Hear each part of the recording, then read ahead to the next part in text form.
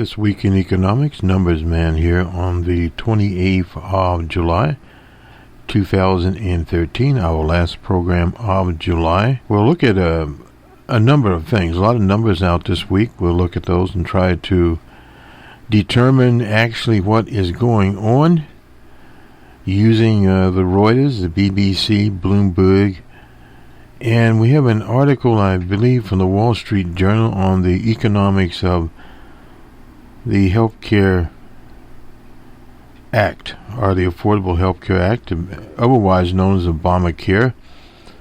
I've long been an advocate of universal health care. But we'll look at some of the preliminary things are going to happen in terms of the economics. In fact, I think we'll go to it first, then we'll come back and deal with the solid numbers. One note on what has been going on here. We have quantitative easing, QE3, and there are people on both sides of the coin. However, the markets have shown an amazing resiliency under quantitative easing, of the Fed placing large amounts of money, roughly $85 billion a month, into the economy. That has been very advantageous as far as the markets are concerned, and corporate profits. Now, understanding what happened when the Great Recession/Depression happened, things were depressed, quite obviously.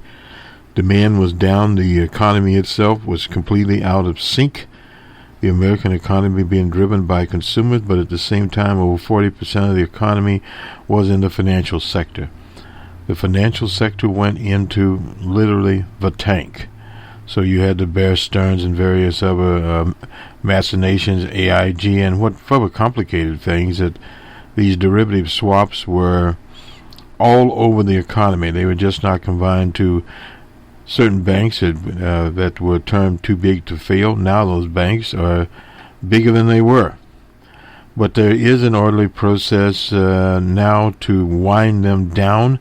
That process is being constantly refined, and it does need some more work, the Volcker Rule and other things, to create more transparency. And you'll hear others in the banking community talk about risks, and there must be risks, but if you look at a very careful analysis of what went on, there was not as much risk out there as one would think. Yes, there's moral hazard, but not as what you normally call risk. And that is further being amplified by the debate over who will be appointed the next head of the Federal Reserve when Dr. Bernanke rides off into the sunset.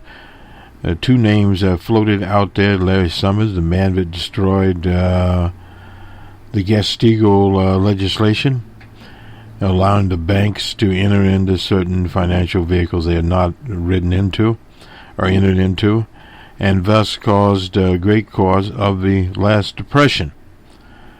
Now, there are markers put out there, and President Obama has been going around.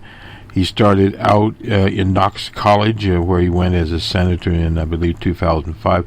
We'll hear a little bit of that speech, and then he journeyed on to Missouri and finally ended up at the port in Jacksonville, Florida, talking about the economy. But for the economy to be robust again, there needs to be certain types of economic policies instituted. Now, this quantitative easing or jump-starting of the economy was necessary in the sense that the grass shoots that were talked about during the Depression by Dr. Rima did not materialize as quickly, and there, of course, were a number of reasons for that. First of all, there was a demand problem, and the administration at the time could not say there was a demand problem for obvious reasons. In official economic policy, particularly when an administration is in dire consequences, it does not matter, it does not behoove them to talk about a less than optimistic outcome. People have to have something to believe in. In previous programs, we talked about the psychology of the consumer, the psychology of the market, and in general the psychology of the economy, and pointed to various studies. But as Dr. Greenspan talked about irrational exuberance, we can also have irrational pessimism. And pessimism, unfortunately, is the stock and trade of the right-wing economic types, trickle-down types running around. Willard Romney ran his campaign based upon that type of philosophy, and that has been something that has come back to visit the American body politic and the economic bulwark in particular many times. We saw it in the 20s, and it failed there, and of course caused the Great Depression. There's very little debate about what happened there. And then we'll look at periods of prosperity after during the war, actually the Great Patriotic War, World War II. We had people were employed in manufacturing, etc. But it was a different kind of economy. The U.S. economy was transforming from an agrarian economy, by and large, to an industrial economy. And of course, after the war, Europe was devastated. Japan was being rebuilt under General MacArthur. Thus, a new order of things was starting. The American manufacturing hub started to turn after a brief, as they say, sort of recession. And that's one thing to remember. These recessions come and go in the type of capitalism that America has. But there was not the amount of financial instruments out there in the late 40s and in the 50s. There was just a transition from the war economy, a very large manufacturing arm, as factories were converting back to making quote-unquote civilian goods. And once that conversion happened, obviously there was redundancies in terms of workers being laid off. But because it was a different type of economy, it was not a knowledge economy, and also at the same time, the nation was an apartheid economy, meaning that classes of people, particularly African Americans, were by and large excluded from the economy, and so were women. Latinos did not play a factor in the economy in the 50s. So thus, when the 50s started to move, you had the GI Bill, which gave massive amounts of people an opportunity to enter higher education, colleges, specialized schools. Thus, those jobs opened up. There was also housing, FHA, GI Bills, etc.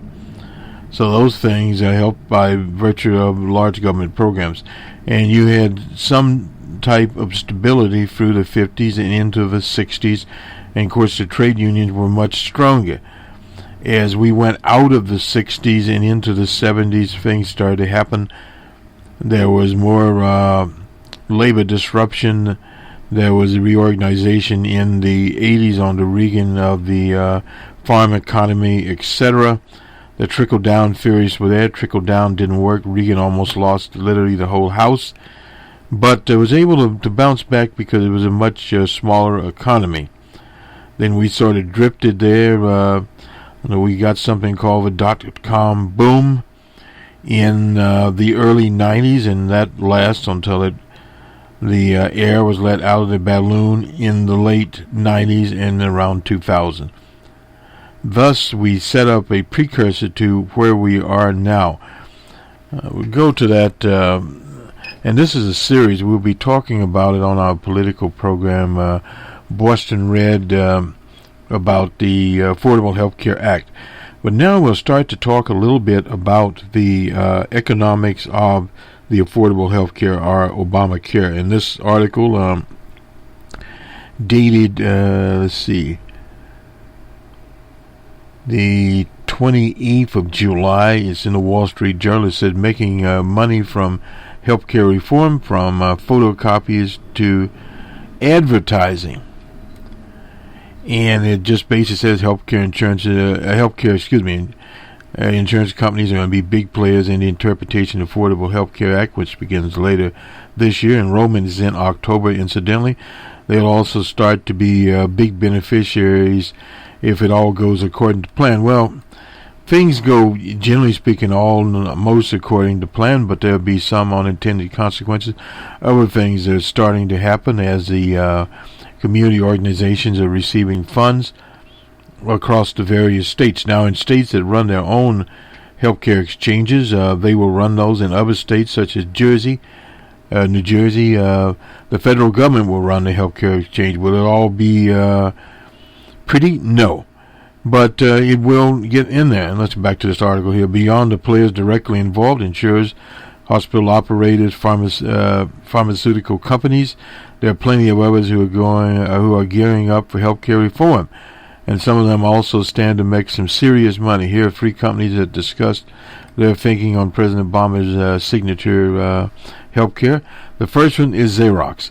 Xerox, which pulls in more revenue from its service businesses, offerings like documents, content management, IT outsourcing, and consulting than it does from its traditional office products. The old copy machine, people are not copying as many things anymore.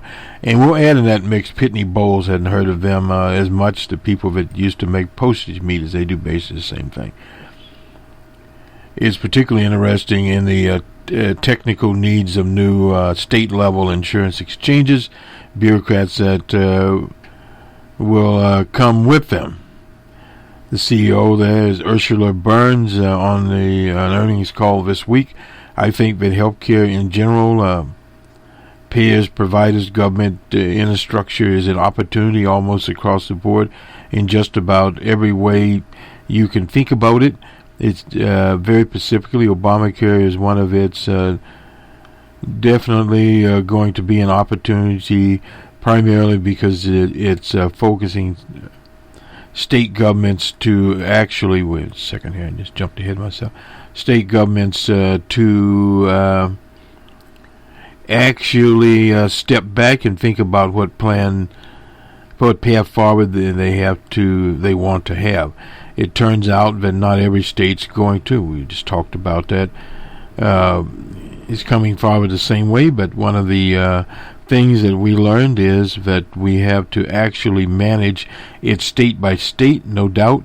Some states are standing back, just waiting and doing nothing, but having lots of conversations with us. So in other words, they're still getting some consulting fees. What other states are doing and how we can help them. Some states are going really fast, and while they are going really fast, we engage in just about every piece of that infrastructure and looking at what they did in the past and providing data analysis, and we are actually standing up with solutions for them. So across the board, it is an opportunity. Big data comes in this. We don't have to talk about it enough. One of the companies especially excited about is monitoring tools that can identify possible fraud. Americans are always interested in fraud and abuse in the insurance system. The company's experience managing, analyzing transactional data makes it a good candidate to win contracts for fraud detection. That is from Lynn Budget, the head of its service business. It's an opportunity for us to capitalize on high margin work. A lot of money to be made, in other words. Like all fast food chains, the Mexican grill,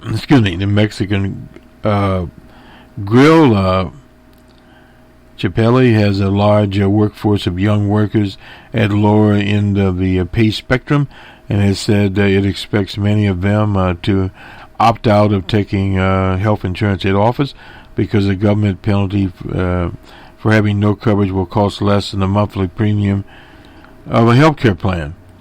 But with implementation of some parts of the healthcare law delayed until 2005, the company will hold off on even offering the insurance plan outlined in the law. CEO John Hartung, in an earnings call last week, said it's still deciding. This is a very possible outcome. The one challenge we are dealing with, we are offering for a number of years now a streamlined version that our crew has the option to elect, and they pay for this coverage themselves, called Starbridge program. We're trying to figure out whether we will be allowed to continue to offer that. Right now, it's possible we won't be able to do that, but we have to remove it, and we don't know exactly to deal with our few thousand employees that are already electing that. We'd like not to have to take something like that away from them, so we are studying that. And likely we will delay it, but this is just one issue. In other words, something will be worked out is basically what he's saying. Media company Gannett, you've heard of them. They own USA Today and a host of newspapers, TV stations from Jackson, Mississippi, up to Maine, out to the West Coast, expects an advertising bliss to accompany the implementation of Affordable Care Act as governments, insurers, medical groups all get their messages out to millions of Americans, as we're trying to do here. We will join the healthcare insurance market. We see this as potentially a big opportunity for us in the coming quarters, as more spending has to take place around various exchanges and other issues surrounding this. And the CEO, Gracier Mantra, on an earnings call. Also, the chief of the broadcasting unit, Luigi, gave a timetable which he expects us. We won't go into that, but this is just some of the economics of it that is rolling right along, and we'll roll back to some of the hard numbers involved here. This week that came out. We'll go first to actually we'll go to the Reuters. Just a few little notes here from the Bloomberg service. The 3-month bond is at 0.2%. The U.S. 2-year is at 1.3%. The 10-year is at 2.56. The federal fund rates is at 0.10. It was at 0.4 3 years ago, and 1 year ago 0.6%. The prime is at 3.2 currently. 2.5, and it was 3 years ago at 2.5. Nothing unusual there. And the 30-year fix is at 4.35, and it was 3 months ago. I'm sorry, these were all 3 months ago, not 3 years ago. At 3.43, and 1 year ago it was at 3.56. You can see that it is going up. So now we'll go to Reuters and grab some of the numbers here. We will start with the Fed's Lacker. He's at Richmond there. He said he's always talked about exiting QE3. I'm not sure how many people are listening and what he's talking about. And into the program was in sight. He's a senior reserve officer. He told a German magazine on Saturday, "We must make an exit from the bond buying program quick." Lacker there is one of the Fed's most fiscally conservative officers. He definitely will not be taking Dr. Bernanke's place. He's a persistent critic of the latest round of bond buying. He said in, I won't even try to pronounce their name, Witzschel, German, don't remember what's it. And into the bond buying purchases came in to cite the last Fed meeting, said Lacker. Who is not among the Fed's policymakers who will vote on monetary policy this year. Fortunately, Lacker points to relatively low inflation, says a faster than expected fall in the U.S. jobless rate was sufficient to start winding it down. Well, it's been sort of up and down. It fits into our seesaw model. The rate of hiring goes up a bit, and then it's sort of stabilized, and then it sort of goes down a bit. First of all, we should end the monthly purchases of mortgage bonds as quickly as possible. It's not the central bank's role to give any sector preference support. Well, part of the problem here is that housing has been always one of the pillars, along with the automotive industry, but more so housing. First of all, when a person buys a house, there's obviously a transaction. Banks, mortgage companies, etc. enter into that. The construction industry gets to build a house. The material parts of it, they sell various things, the lumber, the roofing, etc.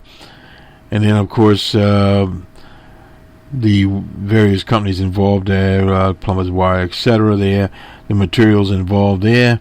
And then the big ticket items have to be bought, refrigerators and various things for the house. So you can kind of see there's a little stream of income coming out of just buying that quote-unquote house. So thousands of people are involved, hundreds of businesses are involved in it, and of course investors are involved in it. That's why it's given so-called preferential treatment. Whoever takes the helm at the Fed, when that's the term that's in January 2014, must find a way to exit bond purchase program without shocking the markets. Well, that in itself is a trick. As you're aware, there was rumblings of this, and the market started to tank. He said the quantitative easing program has done little to boost the economy, and the U.S. economy would grow by 2% this year, and by no more than 2.25% next year, lower than the 2.8% in 2013, and the 3% in 2014 by Fed policy makers. Said more needs to be done to draw rules to avoid future bank rescues, and his stress tests done in the U.S. were a step in the right direction. No doubt about that. Stress tests were a very important situation. Let's get to some of this consumer sentiment. We'll start out with that. It's a very large component. Rose in July to its highest level in 6 years. Very interesting there. Now, this is at Thomson Reuters, University of Michigan. Final reading on the overall index of consumer sentiment climbed to 85.1 from 84.1 in June, topping off expectation for 84. It's the highest level since 2007. That was before the beginning of the Depression, and was actually an improvement from July's initial reading of 83.9. The highest level of confidence points to a continual expansion of consumer spending in the year ahead. That's the survey director, Richard Curtin. Still, there are a number of cross-currents among consumer attitudes and expectations. Interest rates, of course, they are rising. Future prospects for the economy were judged slightly less favorable, while lower-income households were more optimistic than higher incomes. That's very interesting there, because the actual so-called lower-income households are marginal households, are the ones that are doing all the buying at the Walmarts of the world and various others. The survey's barometer of current economic indicators also hit the highest level in 6 years on a final reading basis, jumping from 98.6 from 93.8, but the gauge of consumer expectation was less robust, slipping to 76.5 from 77.8. Well, that's about a point slippage there. Increased expectations that interest rates will rise has prompted consumers to pick up the pace of their purchases. No doubt about that. That is actually happening, and the index of buying conditions for durable goods rose to 149 from 143, while 68% of consumers expect rates to rise in the coming year, up from 55% in June. That makes for a higher proportion to expected income tax rate interest rates. A height since 2006. The survey's one-year inflation expectation rose to 3.1% from through the survey's 5 to 10-year inflation outlook. Fell to 2.8% after holding at 2.9% for 3 months. Well, interest rates will go up. A lot of the interest rates will go, in terms of where they will actually go, will depend on a number of things. One of the problems we have, and this is something that's in the economy, businesses are tending to act as they have over many years, and there's not an understanding with many of the businesses as to where they are in 2003 in terms of the economies and limitations. That is the reason, particularly in food pricing and gas pricing, that it is at a disequal or imbalanced situation compared with much of the other parts of the economy. And you have rents that are disproportionately high as far as the incomes of people. Now, the incomes of actual working people are getting a little better, but not exactly keeping up with some of these exorbitant rates. And part of that is a sort of an irrational belief on the part of some that they will maximize their profits. And we've seen these astronomical 40%, 30% coming in from these various people in the financial sector.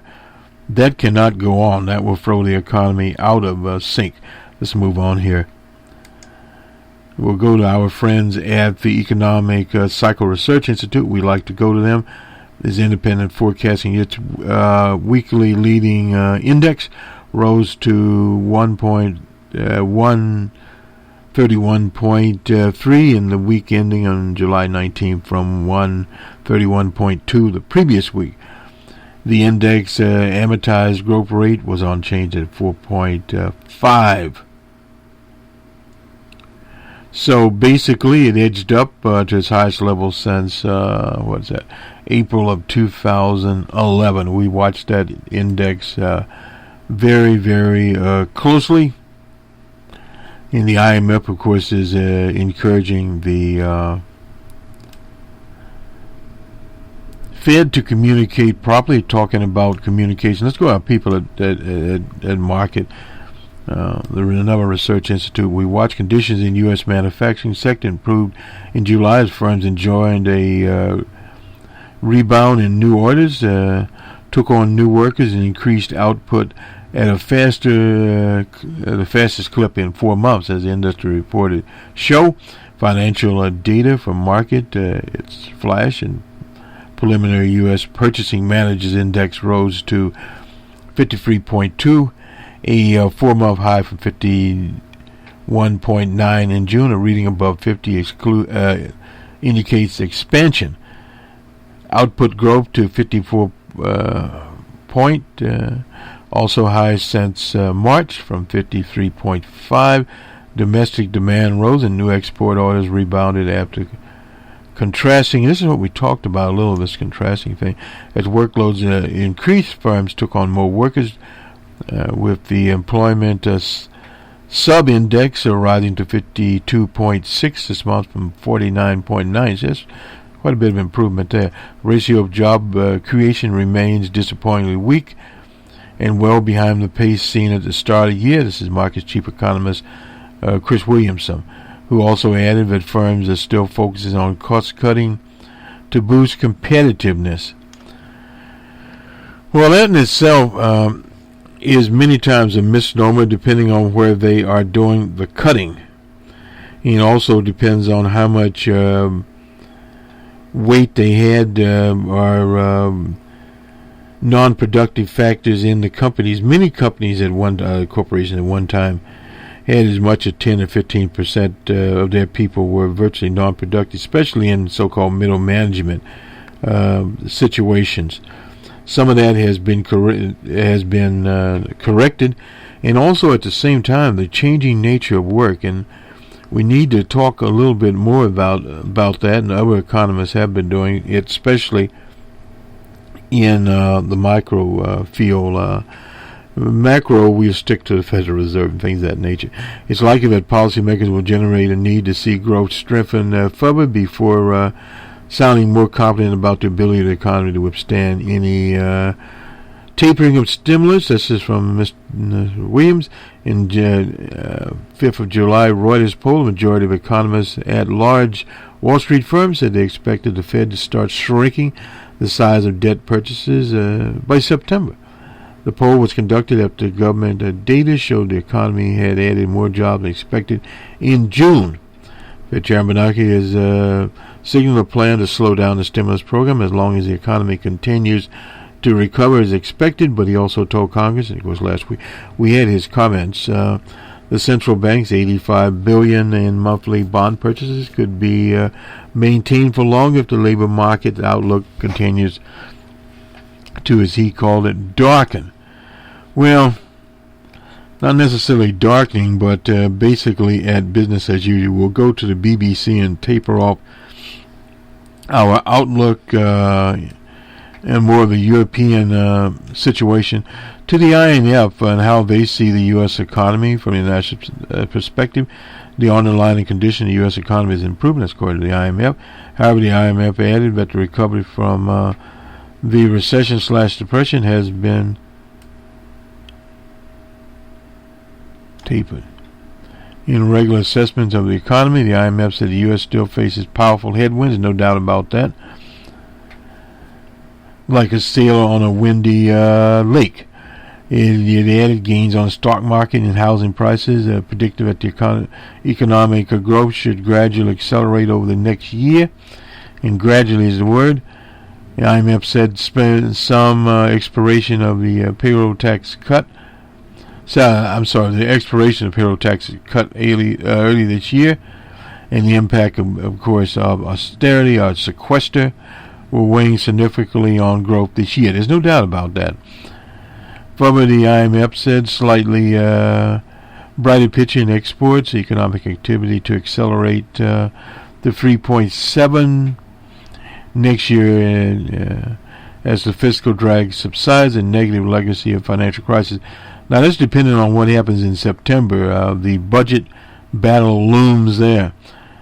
On unemployment, the IMF predicted that the rates would remain broadly stable this year, reflecting the pickup in the labor market participation, discouraged workers return to the labor force. It also expects the rate of unemployment to gradually fall in 2014. That's been a long call, and of course one of the reasons obviously for that is discouraged workers will return, some, and many that have been made redundant, we'll say a year or more than a year, will not return.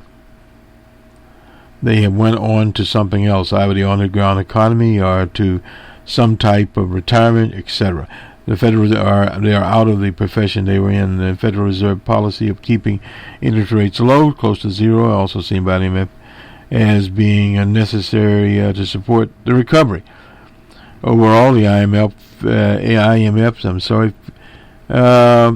felt that the improvement in the underlying condition of the U.S. economy bodes well for gradual acceleration of growth. That's way of saying they're just basically getting by. The assessment is in stark contrast to the one it released earlier this week on the Eurozone, in which it concluded that the economy in several member countries remain weak. We agree with that. The Eurozone is weak, but and it's going to take a while to get out of the massive situation they're in. Samsung, the most profitable of the phone firms, headset division, estimated operating profit of $5.2 billion. That's 3.4 billion pounds in the second quarter of 2013. As according to strategic analysis, the iPhone operation profits was estimated at 4.6 billion, with the iPhone range underperforming. Total mobile shipments were 386 million in the April to June period, up 4% from the same time last year. In all, 27.7% of phones shipped were made by Samsung. Separately, Samsung was also the world's biggest TV maker. Reported second quarter profits of $7 billion for the entire company. This was the mobile industry's fastest growing rate since Q2 of 2012. Strong demand for entry-level Android devices in Asia and Latin America drove up the growth. Samsung continued to dominate, shipping 107 million mobile phones nationwide. And we'll look at some of this in March. The next one is Nokia. They had 15.9%, Apple at 8.1%, LG at 4.6%, ZET at 4%, and others, they have about 39% of the market. So that's how the units turned out there. You can see Apple had 31.2 million units, Nokia 61.1 million, and the others are coming up. So that is the secret to mobile phone growth. Facebook shares are up 30%. They had a disappointing IP offer, but they are doing better on their ads in the mobile market. Let's just take a quick look at them, and then we'll do the numbers here. Reported profits of 333 million. That's 211 million pounds in Q2. The Facebook shares were up 25.6% at $33.30, highest since May of 2012. Facebook is the largest social networking company, floated on the NASDAQ at $38 a share. I guess that's the highest they've ever been. A year ago, Facebook had no mobile advertising. Many analysts was skeptical about the firm's ability to make money in that area, and internet companies struggling with how to display ads. No doubt about that. Many of them are there. Facebook's massive audience should be irresistible to brand advertisers, as the company plans to launch 15-second video ads, which could be Facebook's next billion-dollar business. That's from analysts at Jefferies and Company. Meanwhile, analysts at Morgan Stanley expect video advertisements to boost Facebook's revenue by 10%. In a statement, Mark Zuckerberg, the man that wears a hood, the work we have done to make the mobile the best experience is showing good results. And according to the financial officer there, Isbran, 20 billion minutes a day were spent on Facebook. Many of the people in many parts of the world, that's how they access Facebook, especially in urban America. Facebook made 655.6 million from mobile ads. That's between April and June, more than 41% of the 1.6 billion overall ad revenue, compared with 30% the same period last year. The number of mobile users expanded 51% to 819 million. That's why we had to take a look at this.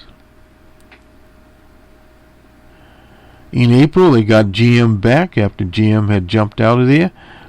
Analysis said Facebook's rival Google has fared less well in the mobile advertisement game. And probably a reason for that is people on mobile phone probably not using the search as much. But they do go to Facebook and some things of that nature. Posted second quarter results, which fell short of Wall Street's expectation.